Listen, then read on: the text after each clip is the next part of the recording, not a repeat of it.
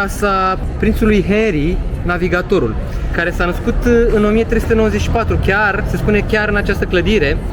Clădirea datează de la 1325, de fapt din timpul regelui Alfonso al IV-lea și a funcționat în principal ca vamă. Aici veneau și plăteau taxele majoritatea vaselor care veneau după râul Douro și această clădire și-a pierdut scopul ăsta de vamă în secolul al XIX-lea, când s-a construit o altă clădire.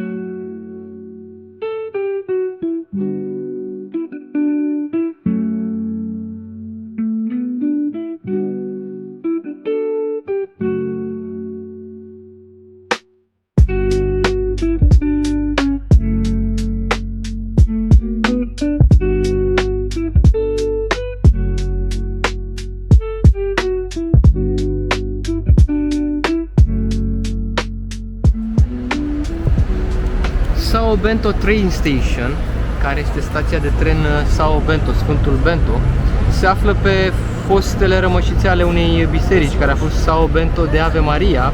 Construcția a început la 1900 și s-a terminat la 1916, deși trenurile deja mergeau de la 1896.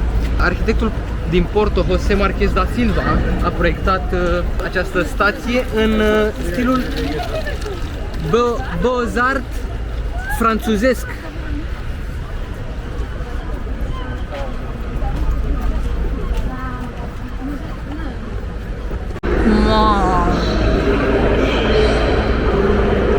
Ceea ce e cu adevărat impresionant sunt aceste peste 20.000 de bucăți de faianță, azulejo, așa cum le numesc ei, pictate în stilul ăsta tradițional portughez, care prezintă diverse figuri istorice, printre care prințul Harry, navigatorul, așa cum aminteam de el și mai devreme, unul dintre cei mai mari navigatori ai Portugaliei, precum și regele João I, precum și alte evenimente și războaie de-a lungul vremii și alte împrejurări, contexte.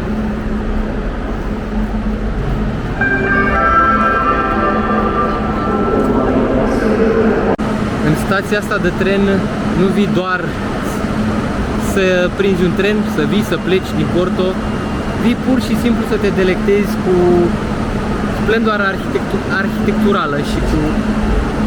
Ce să mai vorbim, ce să mai vorbim? Are rost, are rost. Fiind în Porto, chiar patria vinului, ți-ai desfăcut și tu o sticlă și ai vărsat din greșeală pe tot cerul. Mă scuzați. Probabil nu o să ghiciți niciodată unde suntem. Pare că suntem într-un restaurant de lux, cu candelabre, cu frește, cu nebunii, cu sculpturi minunate, dar nu, este doar un McDonald's. Ei bine, nu este clasicul McDonald's. Se spune că este cel mai frumos McDonald's din lume. De ce? O să vedem acum. De fapt am văzut deja. La interior arată superb. Și de altfel și la exterior arată minunat. Cu inspirație gotică această clădire superbă, care se află chiar în piața do Liberdade, piața Libertății, aici cu statuia lui Dom Pedro al IV-lea. Acolo undeva, clădirea asta mare este, de fapt este hotelul Intercontinental. Ce avem chiar acum în față este Banca Portugaliei. Din păcate, piața asta este în reconstrucție, se pare, pentru moment. Și după cum se vede, această piață se continuă pe acest bulevard superb care este mărginit de aceste minunate clădiri extraordinare și se încununează acolo în capăt chiar cu primăria. Turnul primăriei e chiar acolo. O să vorbim mai multe când vom fi mai aproape despre acest turn. Doar voiam să mai adaug că acest bulevard atât de important și de frumos se cheamă Bulevardul Aliaților. A fost denumit așa în cinstea aliaților ce au luptat în al doilea război mondial, deși strada aceasta funcționează încă din 1916. Dar numele a fost ulterior schimbat. Într-adevăr, e o stradă superbă, din păcate este în reconstrucție în acest moment. Ne-am oprit și noi la o cafeluță totuși de la acest McDonald's.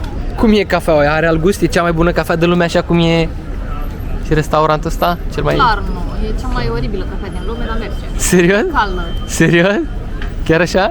Da, e nașpa, zici că e cafea la filtru. Ok. Așteptam alt răspuns, să spui că e cea mai tare. E cea mai tare. Da, voiam să mai adaug că acest bulevard s-a inspirat din bulevardele din Buenos Aires, Paris sau Budapesta. Are asemănări cu multe bulevarde de acolo. O să vedem mai de aproape. Iată că ne apropiem și de primărie, de turnul primăriei, care atinge 70 de metri înălțime, incredibil. Undeva în față, cât ne apropiem probabil să vadă mai bine, este și o statuie a lui Almeida Garrett, care este un scriitor portughez foarte cunoscut. Cred că undeva și pe stânga și pe dreapta pe aici sunt diverse cafenele. Ar trebui să fie unul dintre cele mai de renume cafenele, printre care Guarani Cafe și Cafea Brasiliera. Nu le reperez acum. Poate am trecut deja pe lângă ele și nu-mi dau seama. Dar, într-adevăr, asta e primăria. Are aerul ăla iberic, aerul ăsta amintește, da, chiar de Madrid, nu? Are un aer de ceva de... Am mai văzut, dar nu vine analogia chiar acum.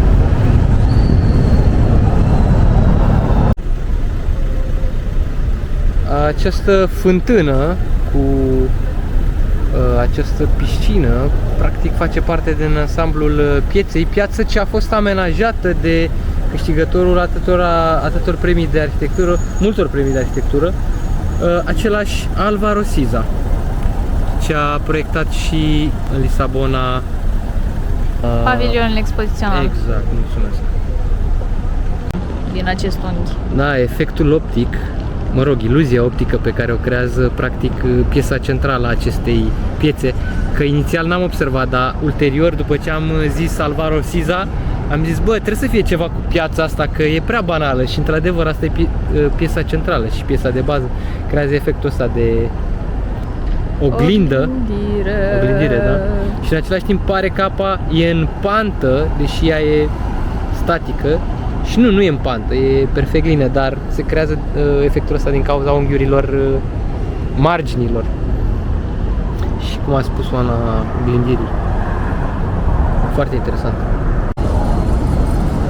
Filmezi așa mai bine.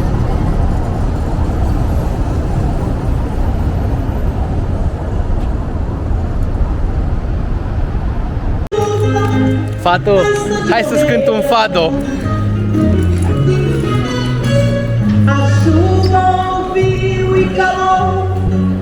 Meu segredo a cidade. E eis que ela bate no vidro. Se spune că din când în când e bine să ieși din propria bulă, din propria cameră de ecouri și să auzi și alte perspective, alte puncte de vedere. Dacă vreți să faceți asta, întotdeauna alegeți o bulă mai bună.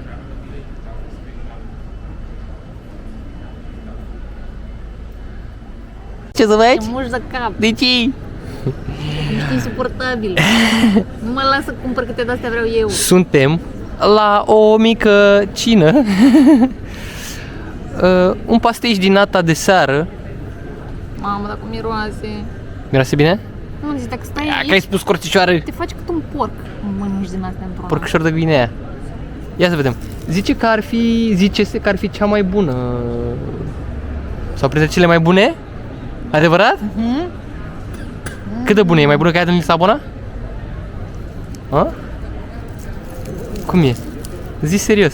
Dă și mie o griță. Nu. Nu? Nu mai faci așa. Hai mă, una Nu mică. dau. Una mică, mă. Uf, ce băi, ce zgârcine, bă. Eu îți dau ție, dar tu nu-mi dai Mamă, niciodată și e mie. caldă, frate, e caldă. Nu că trebuia să luăm 2 de fes. Nu ajunge deloc. Nu-mi place, de-aia o să ia după el ăsta. E bombă. Fabrica de nata. Oamenii zic că fac cele mai bune best pastel din nata. Fabrica Pastiș. Asta e restaurantul, au și terasă sus. E bună, e bună. Și e 1,30 €. O mică gustare de seară. E bună rău? Bună rău. Bună, rău. Mai luăm și acasă? Take away?